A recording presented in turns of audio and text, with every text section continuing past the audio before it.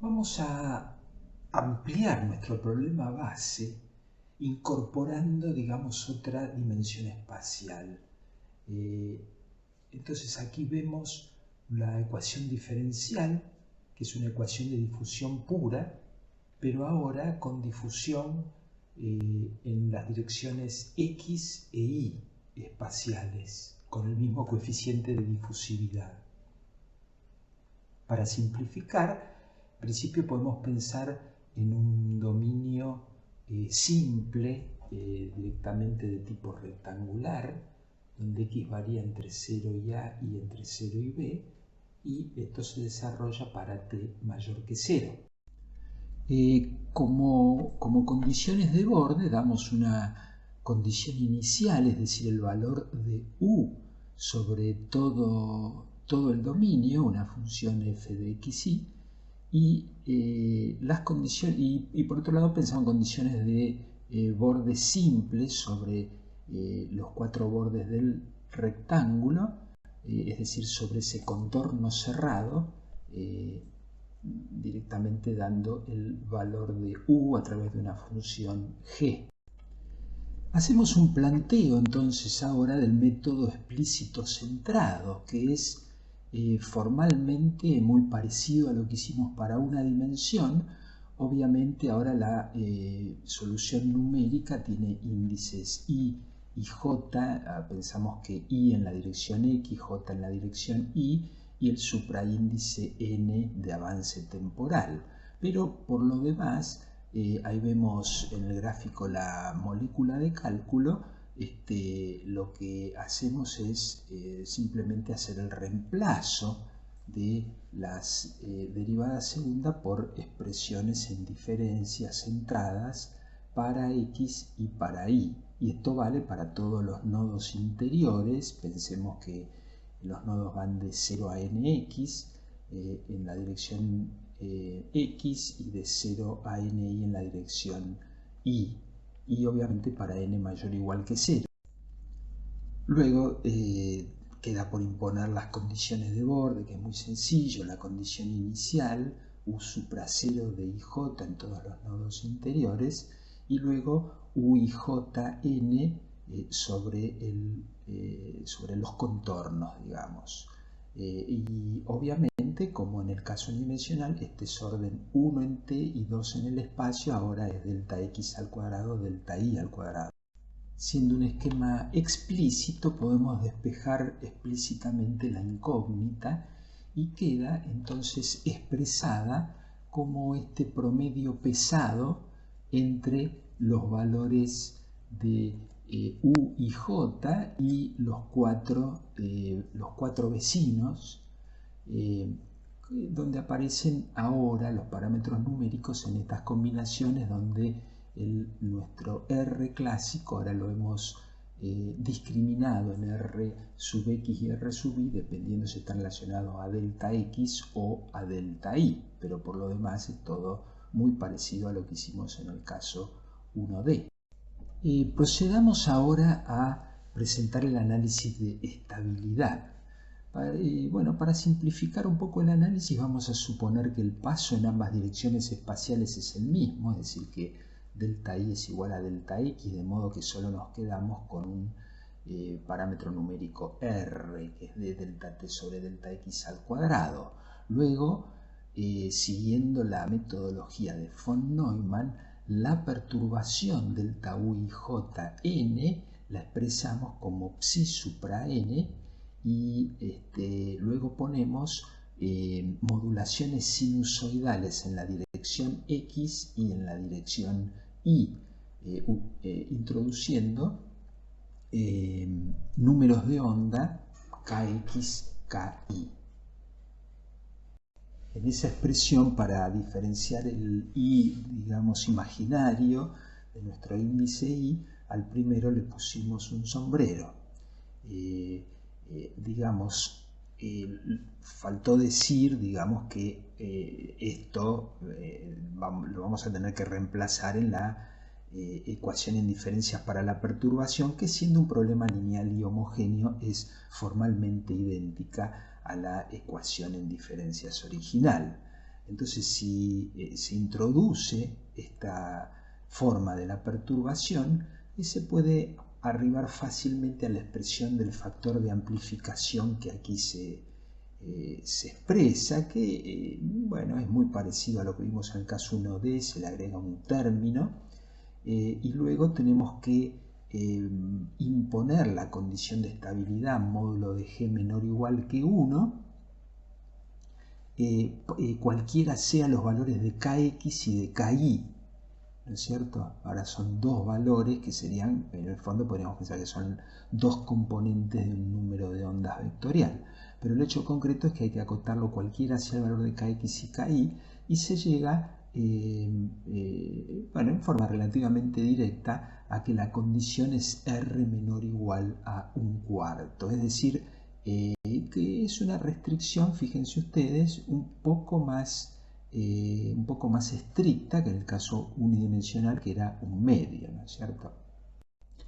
Aquí se presenta el análisis de otro de los métodos que hemos visto para el caso unidimensional y que ahora generalizamos al bidimensional, que es el método implícito ponderado centrado. O sea, es ponderado en T, centrado en X, o en este caso sería en X y en Y.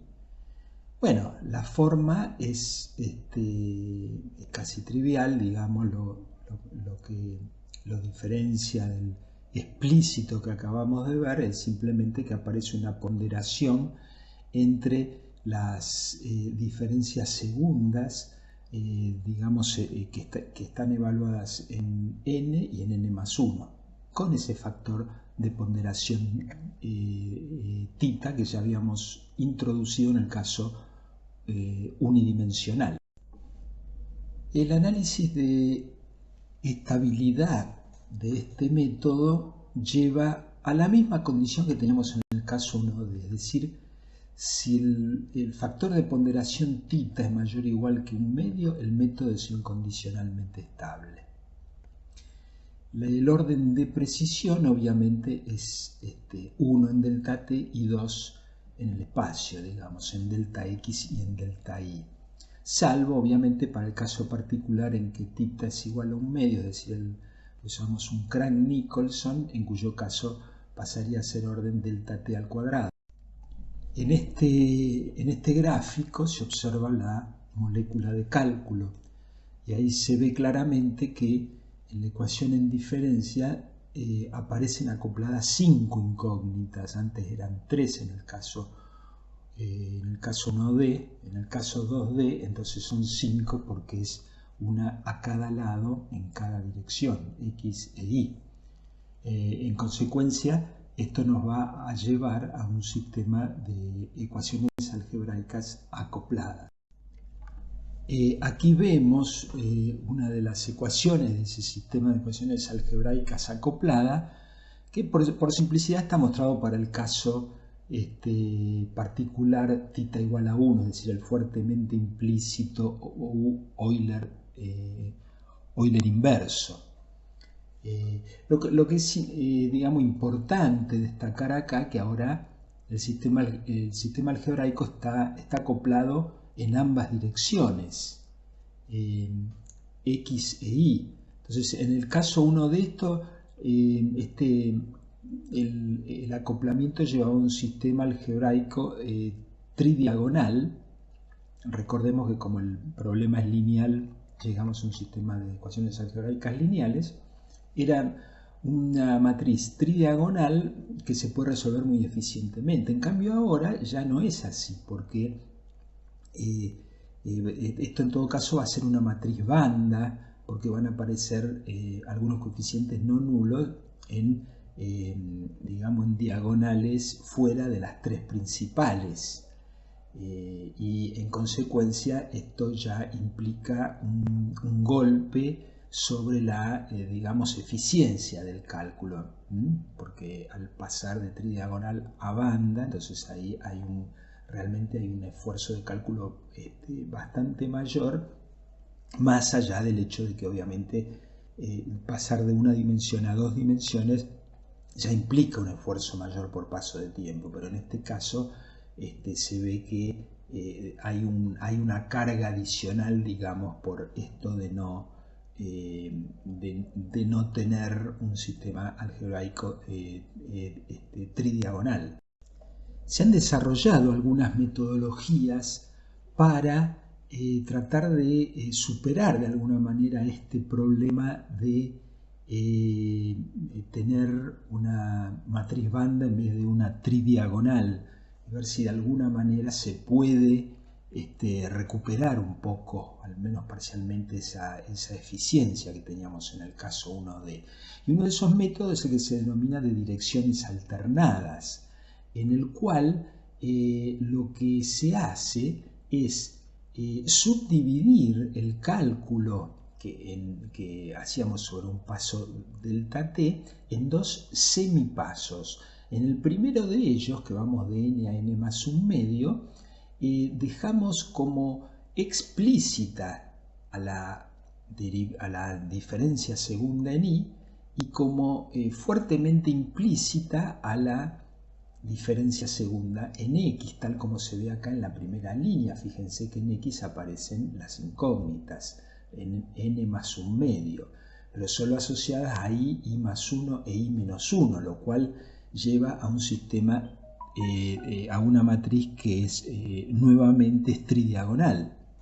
Y en el segundo semipaso pasamos de n más un medio a n más 1, entonces donde dejamos explícita la diferencia segunda en x y hacemos implícita la diferencia segunda en y, teniendo de vuelta un sistema que es tridiagonal. O sea, digamos, en un caso dejamos acoplado según las filas y en otro caso dejamos acoplado según las columnas. Lo interesante del método es que resulta orden 2 también en delta t, además en delta x y en delta y. En la figura de la derecha se ve la molécula de cálculo para el primero de los semipasos. Una cosa importante es que obviamente ese valor intermedio en n más un medio, los valores intermedios de u en los nodos n más un medio, no forman parte de la solución, sino que son simplemente resultados intermedios que se utilizan para obtener el resultado final. Una recomendación interesante es que acá está planteado, tal como se explicó, primero dejar explícita la diferencia en y y luego en x, en el segundo semipaso. A veces lo que se recomienda es que esto se vaya cambiando paso a paso, es decir, que en el próximo paso se haga al revés. Eso significaría que en el primer semipaso de ese siguiente paso se deje explícita la de x e implícita la de y viceversa en el segundo semipaso. Pero bueno, es una recomendación de tipo general para, digamos, evitar digamos, un sesgo de alguna manera, y eso podría disminuir el error numérico. Aquí mostramos lo que se explicó en la diapositiva anterior, es decir, estamos mostrando los dos sistemas algebraicos que surgen, o digamos ecuaciones genéricas representativas de cada uno de ellos, que surgen para cada uno de los dos semipasos. En el primer semipaso, fíjense que hay acoplamiento en la dirección x, y es un sistema tridiagonal en última instancia, y en el segundo semipaso hay acoplamiento en la dirección según y sigue siendo un sistema tridiagonal. El análisis de estabilidad de este método de direcciones alternadas, utilizando la metodología de von Neumann, lleva a este factor de amplificación, donde aparecen términos que resultan familiares del análisis unidimensional. Bueno, el hecho concreto es que si haciendo el análisis de esto se puede ver rápidamente que el módulo de Gn permanece siempre menor o igual que 1. Y eso significa que este método de direcciones alternadas, tal como está formulado, es incondicionalmente estable. El método alternativo al método implícito, digamos, de direcciones alternadas, es lo que se llama el desdoblamiento, o a veces en inglés splitting, que en este caso conduce a problemas localmente unidimensionales, como vamos a ver. ¿Cuál es la idea del desdoblamiento? Bueno, la idea es, en lugar de llegar a determinar cómo varía nuestra variable u bajo los efectos, en este caso es de la difusión en X y de la difusión en Y, que actúan en forma simultánea, plantearlos como una actuación en forma sucesiva, de forma tal que nosotros generamos una primera ecuación que va de n a n más 1 y que solo consideramos la difusión según X, como se ve acá en la primera línea, en la que estamos utilizando un método implícito ponderado, y donde el n más 1 le pusimos un asterisco para indicar que de ninguna manera esa es la solución en n más 1, sino que es un resultado intermedio que solo tiene involucrado el proceso de difusión según X. La segunda ecuación ahora lleva los valores calculados, los u y j en n más 1 asterisco, a un nuevo nivel que llamamos n más 2. Vamos de n más 1 a n más 2 de vuelta con un asterisco, y ahora solo consideramos la difusión según I. Entonces esto nos está evitando en cada paso tener un acoplamiento con incógnitas en las otras direcciones, está claro, ¿sí? En cada paso, con este método implícito ponderado que hemos planteado, tenemos de nuevo sistemas algebraicos tridiagonales. Digamos, obviamente los valores que llamamos n más 2 asterisco, en definitiva es la solución que estamos buscando, es u y j n más 1. O sea que, pero de todos modos tengamos en claro que en cada uno de estos pasos, estos no son semipasos, estos son pasos enteros, pero teniendo en cuenta una parcialidad de los procesos. Y de alguna manera, para poder ir a la tridiagonalidad, lo forzamos a considerar solo digamos, el mecanismo en una dirección por paso, por eso que también decimos localmente unidimensional. En el primer caso, solo el proceso de difusión según X, en el segundo paso, es solo el proceso de difusión según Y. El método resulta orden 1 de precisión en delta t y orden 2 en delta x y en delta y. Aquí se muestra un resultado interesante a los fines comparativos, que es qué sucede si en lugar del implícito ponderado consideramos una integración por el método explícito, que sería como tomar θ igual a 0 en las ecuaciones anteriores. Bueno, es fácil ver que con la metodología de von Neumann llegamos a este factor de amplificación, que fíjense que es el producto de los factores de amplificación unidimensionales.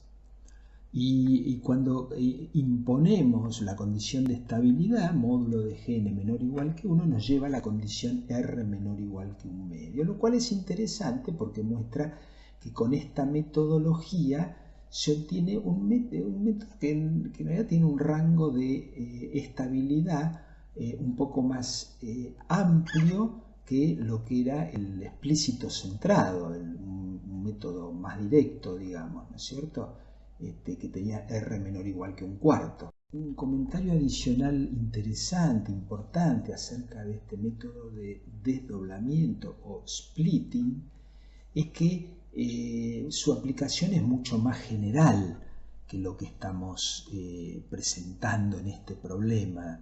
Y incluso resulta muy interesante, digamos, aplicarlo, ya no, por ejemplo, diferenciando el mismo proceso en una dirección y en otra, es decir, como métodos localmente unidimensional, sino haciendo digamos, un desdoblamiento de distintos procesos. Por ejemplo, en un problema de advección y difusión, primero resolvemos solo la advección y luego solo la difusión. Y en cada paso utilizamos la metodología más adecuada para la metodología numérica más adecuada para cada uno de estos dos procesos. De modo que esto tiene digamos, una trascendencia muy, muy importante, el método de desdoblamiento o splitting.